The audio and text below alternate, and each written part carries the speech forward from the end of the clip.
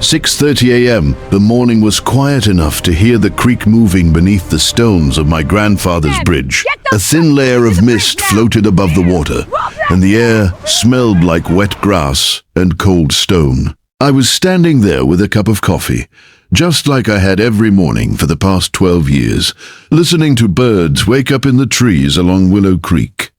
It was peaceful. The kind of quiet that makes you forget the world outside your land even exists. Then the ground started shaking. At first it was just a faint vibration under my boots, a low rumble somewhere in the distance. I remember thinking it sounded wrong, like thunder that refused to fade away. The birds suddenly scattered from the trees. My coffee rippled in the mug. And then I heard it, the deep grinding roar of a diesel engine, climbing the hill toward my bridge. My stomach dropped.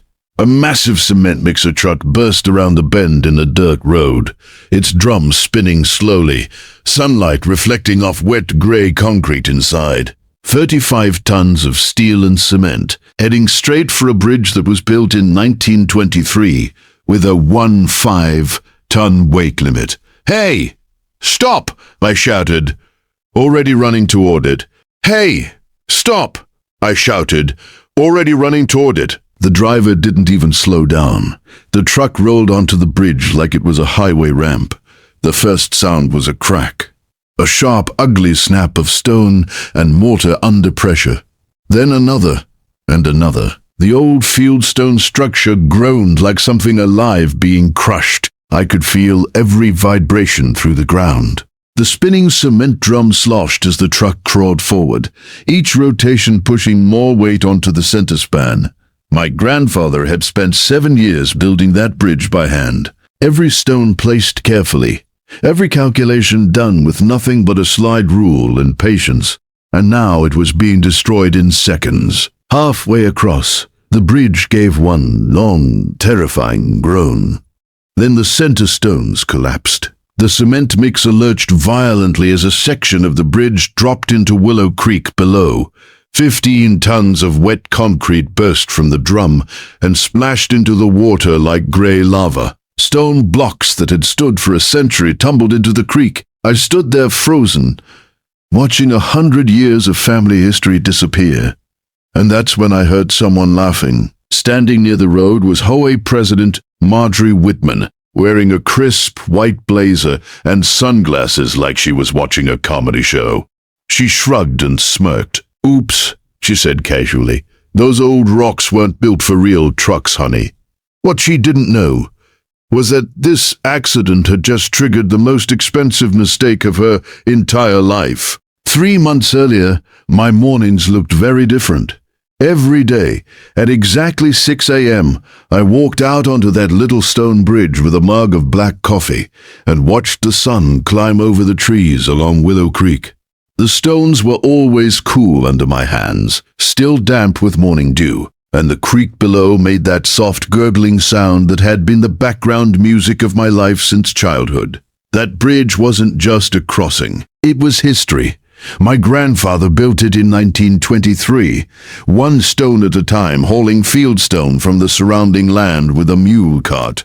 7 years of evenings and weekends went into that structure. He mixed the lime mortar by hand, measured every load calculation using a slide rule, and laid each stone with the patience of a watchmaker. When he finished, the bridge could safely carry 15 tons, perfect for the tractors and farm trucks of the 1920s.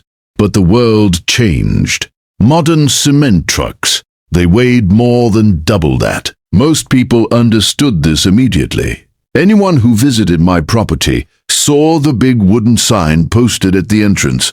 PR8 Bridge, 15-ton white winnet, simple, clear, respectful. And for decades, no one had a problem with it. Until Marjorie Whitman arrived. She moved into the Millbrook Heights subdivision 3 years ago, in a brand new BMW with vanity plates that read, Whitman Realty. Within 6 months, she had somehow maneuvered herself into the position of HOA president. And the moment she got that title, she started treating the entire neighborhood like it was her personal business project.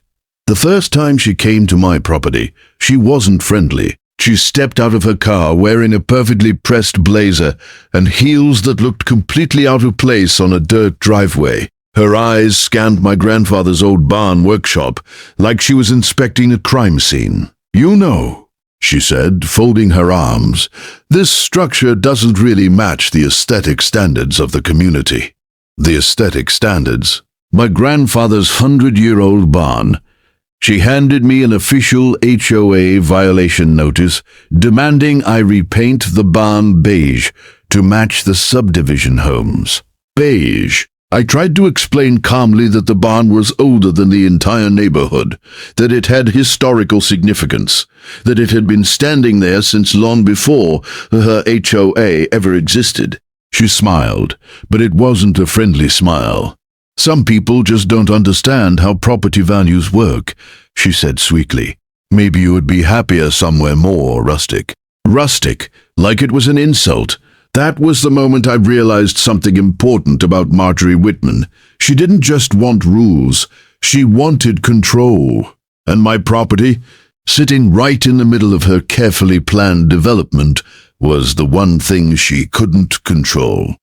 At least, not yet. What she didn't realize was that the little stone bridge she kept staring at during that visit was about to become the biggest problem she'd ever created for herself. The first truck crossed my bridge on a Monday morning. 7:02 a.m., I remember the exact time, because the sound woke me up before my alarm even had a chance to ring.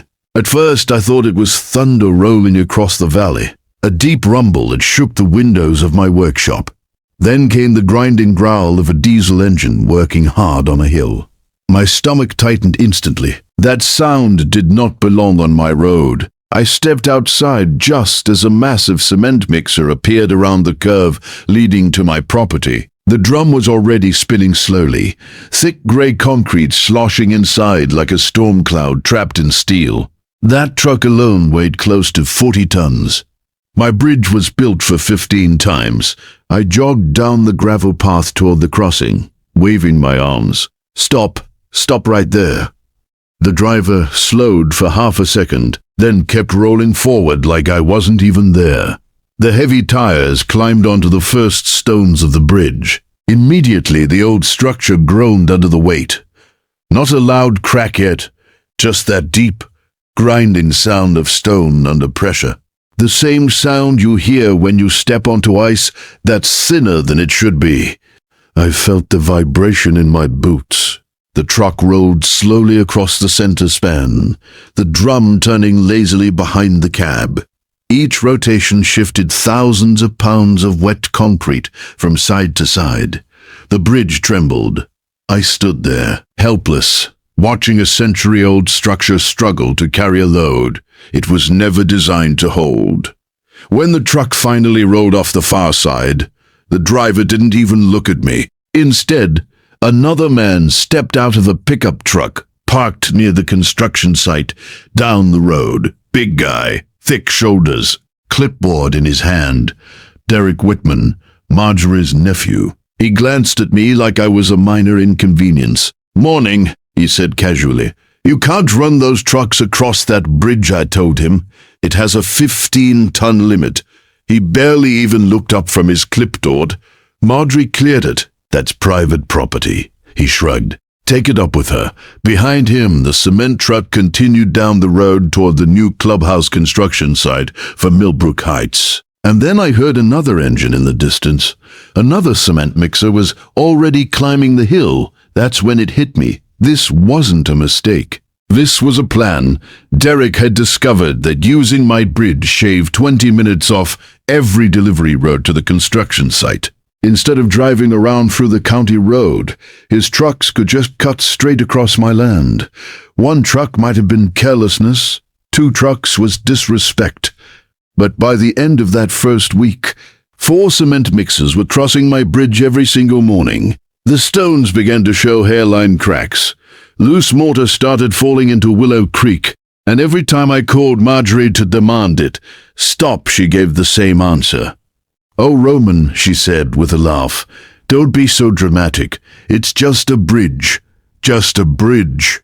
But here's the thing about retired civil engineers. When someone starts slowly destroying something you understand better than anyone else, you don't just get angry, you start documenting everything. And without realizing it, Marjorie and Derek had just begun building T. Heat trap that was going to destroy them. 2 weeks after the trucks started crossing my bridge, the first real crack appeared. Not a tiny hairline fracture, a deep split running across one of the lodestones near the center span. I noticed it early in the morning while doing my usual inspection. The sun was barely coming up, turning the creek water gold, and the air still had that cool, quiet feeling before the day wakes up. But the bridge didn't feel quiet anymore. When I stepped onto the stones, I could feel a slight vibration under my boots. Not movement exactly, but tension. The kind of tension old structures feel right before they begin to fail. And that's when I knew something important. If Derek kept sending those cement trucks across here, the bridge would collapse. Not eventually. Soon. Most people would panic at that realization. I didn't. Because suddenly the entire situation flipped in my mind like a switch. See, Marjorie thought she was slowly breaking my property until I gave up and sold. That was the plan. Harass me, damage my bridge, ruin my business, and eventually force me to leave so her investors could build luxury homes on my land. But what she didn't realize was something much bigger. That bridge wasn't just my access point, it was theirs too. Millbrook Heights had been built in a strange horseshoe around my property years after my grandfather passed away. The developers had promised residents scenic rural access. But what they really meant was one thing. The fastest route in and out of the community ran directly over my bridge. Emergency vehicles used it.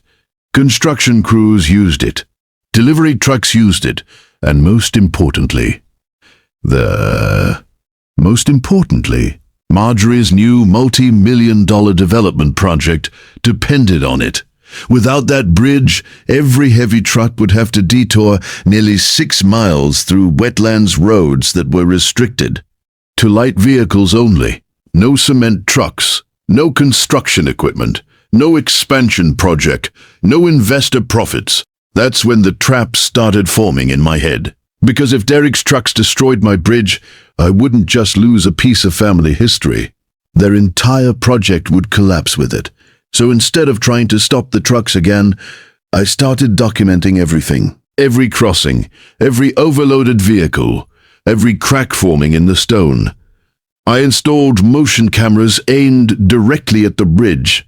I borrowed portable weight scales from a contractor friend and recorded the exact load of every truck that crossed. The posted limit was 15 tons. Derek's cement mixers averaged 38 tons, more than double the safe capacity.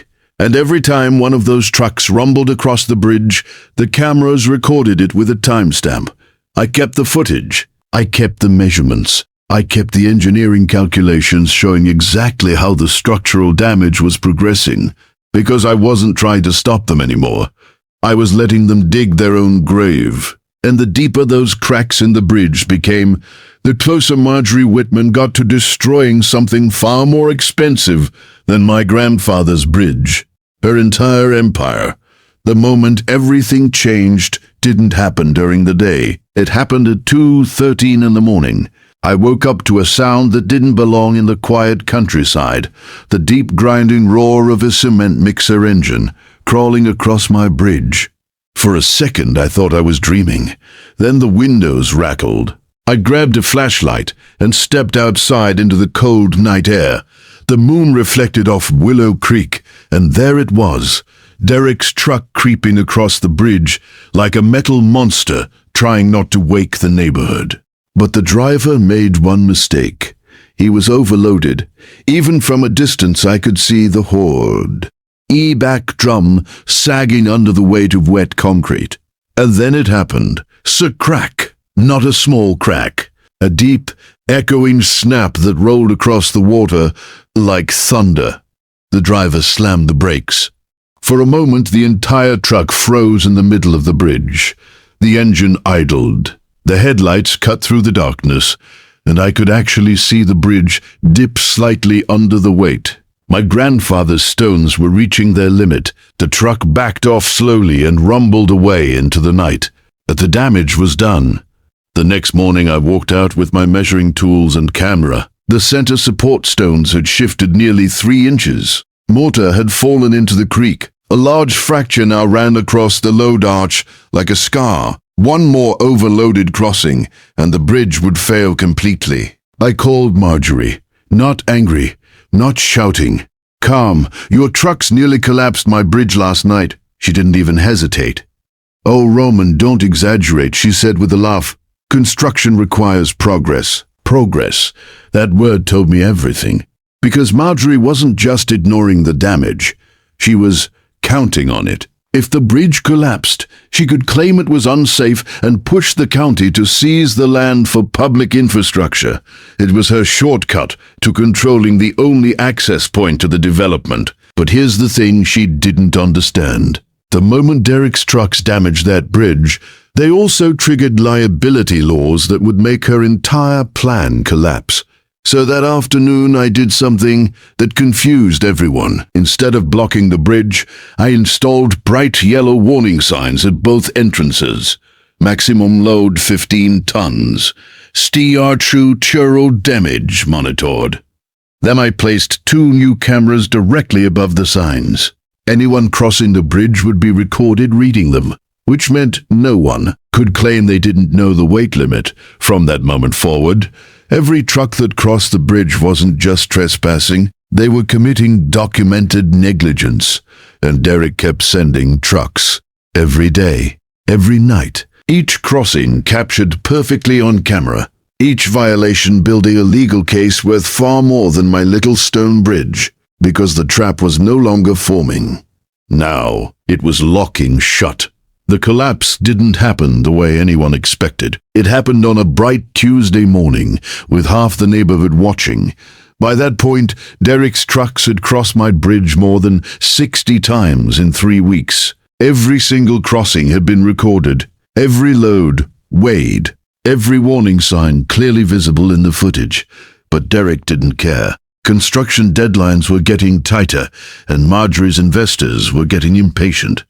So that morning, Derek made the worst decision of his life. He sent 2 fully loaded cement trucks at the same time. I heard them coming before I saw them. The low thunder of diesel engines rolled through the valley, vibrating the windows of my workshop. I stepped outside just as the first truck started crossing the bridge. The second truck waited only a few yards behind it. That was already dangerous. But what Derek didn't realize was that both trucks together were carrying nearly 80 tons of concrete, more than 5 times the bridge's safe capacity. More than 5 times the bridge's safe capacity. And dozens of HOA residents had gathered nearby to watch construction progress, including Marjorie herself. She stood near her white BMW with a cup of coffee, chatting with 2 investors, while the trucks crawled forward. Halfway across the bridge, the stones began to groan. It was a deep grinding sound, the kind that makes your stomach tighten because you know something is about to fail. The first truck reached the center. The second truck rolled onto the entrance. Then came the sound no engineer ever wants to hear, a sharp, explosive crack. The center arch shifted. One of the foundation stones slipped loose and crashed into Willow Creek below. The entire bridge dropped several inches. Both truck drivers slammed their brakes. Concrete sloshed violently inside the spinning drums. For a terrifying moment, it looked like the trucks might tip into the water. People screamed and ran back from the creek bank. Marjorie dropped her coffee.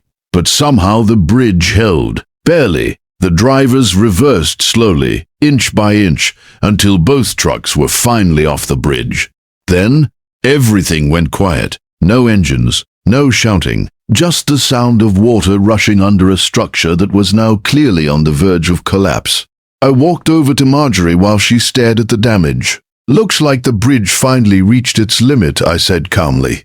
She turned pale. "This is your fault," she snapped. "You knew it was unsafe." I simply pointed to the bright yellow warning signs at both ends of the bridge, and then to the cameras mounted above them. Every truck driver read those signs, I said, and every crossing is recorded. What Marjorie still didn't understand was that the collapse she had been hoping for had just created the largest legal disaster her HOA had ever seen.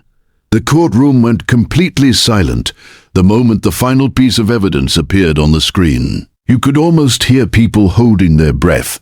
Karen's confident posture, the same smug attitude she had carried for weeks, suddenly disappeared. Her shoulders dropped, and for the first time since this entire nightmare began, she looked nervous. The judge leaned forward slightly, studying the footage. It was the security recording from the ranch gate. Clear, undeniable. Karen's SUV speeding straight toward the property, ignoring every warning sign that had been installed after the HOA started harassing me. The video showed her attempt to drive through the entrance again, just like she had done multiple times before. But this time was different, because the reinforced steel barriers were already installed. The moment her vehicle slammed to a stop in front of them, the courtroom heard the loud metallic crash through the speakers. Several people in the gallery flinched. Someone even whispered, "Wow."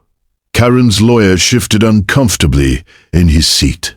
The video continued playing, showing Karen stepping out of her SUV, screaming at the barriers, kicking them in frustration, and yelling into her phone about how this property owner thinks he can stop me. That moment changed everything. The judge paused the video and slowly looked toward Karen. "So," he said calmly, "after multiple written notices, warning signs, and clear property boundaries, you still attempted to force entry." Karen tried to speak, but nothing coherent came out. Her lawyer attempted to interrupt, but the judge raised his hand immediately. "No," the judge said firmly, "I've seen enough."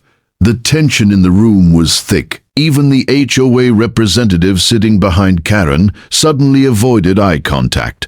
The judge continued, explaining that the evidence clearly proved repeated trespassing, property damage, and harassment. The HOA had no authority to access private ranch land, and Karen had knowingly ignored multiple warnings. Then came the verdict. Karen was ordered to pay for all damages, including the gate repairs, legal costs, and the installation of the reinforced security barriers. On top of that, the HOA received a formal legal warning, preventing them from interfering with the ranch again. But the most satisfying moment came right at the end. The judge looked directly at Carr and said, "Property rights exist for a reason, and today the court is making that very clear." Karen sat frozen, completely speechless. Outside the courthouse, the HOA members quickly scattered, avoiding reporters and cameras. The same people who had tried to intimidate me for months suddenly wanted nothing to do with the situation. As for the ranch gate, it's still standing strong today, and Karen has never tried driving through it again.